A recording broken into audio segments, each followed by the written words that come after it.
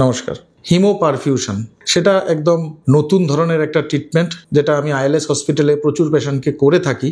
Mainly এই ট্রিটমেন্টটা poisoning পেশেন্টকে করা হয়। যেসব ধরনের টক্সিনস বা কোনো বিষ, অনেকে বিষ পান করে হসপিটালাইজ হচ্ছে, যা প্যারাকট পয়জনিং, যেটা ঘাস মারার ওষুধ, এবং কিছু কিছু অর্গানোফসফরাস এবং আরও প্রোটিন বাউন্ড কোনো ড্রাগস, মানে ড্রাগস ওভারডোজ, ঘুমের ওষুধ প্রচুর খেয়ে নিয়েছে বা সুগারের ওষুধ প্রচুর খেয়ে নিয়েছে বা অন্যান্য ওষুধ বেশি খেয়ে নিয়েছে, যেটা টক্সিক লেভেলে পৌঁছে গেছে। সেটা যদি আর্লি ডায়াগনোস হয়ে যায় এবং পেশেন্টটা যদি খুব তাড়াতাড়ি আমাদের কাছে চলে আসে, তাহলে হিমোপারফিউশন বলে এক ধরনের ডায়ালাইসিস থেরাপি, মানে ডায়ালাইসিস বলবো না, সেটা হচ্ছে extra corporeal therapy. Extra corporeal means, extra মানে শরীরের, এক্সট্রা মানে বাইরে, কর্পোরিয়াল মানে শরীরের বাইরে রক্তটাকে বের করে এটাকে থেরাপি দেওয়া। সেই রক্তটাকে আমরা বের করে সেই ডায়ালাইসিস মেশিনের মাধ্যমেই কিন্তু বের করা হয় নেগেটিভ প্রেসারের মাধ্যমে, এবং সেটা একটা কার্টেজ, হিমোপারফিউশন কার্টেজ, একটা স্পেসিফাইড কার্টেজ আছে, সেটার ভিতরে চারকোল বেসড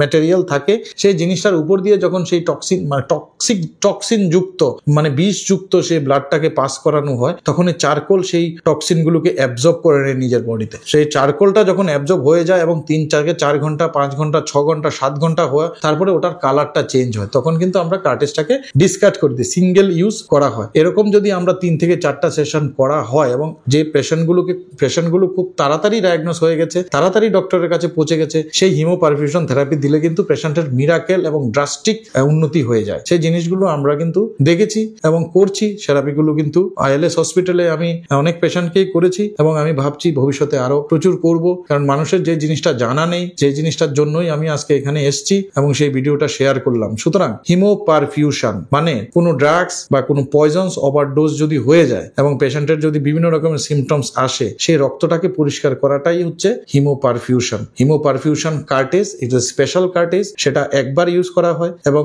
একবার যদি ওটার ভ্যালিডিটি শেষ হয়ে যায় 6 থেকে 7 ঘন্টা বা একটা থেরাপি দেওয়ার পরে, তারপরে আবার আরেকটা রিপ্লেস করা হয়। সুতরাং মনে রাখতে হবে, হিমোপারফিউশন বলেও এক ধরনের এক্সট্রা কর্পোরিয়াল থেরাপি হয়, সেটা আইএলএস হসপিটালে খুব অহরহ হচ্ছে। ধন্যবাদ।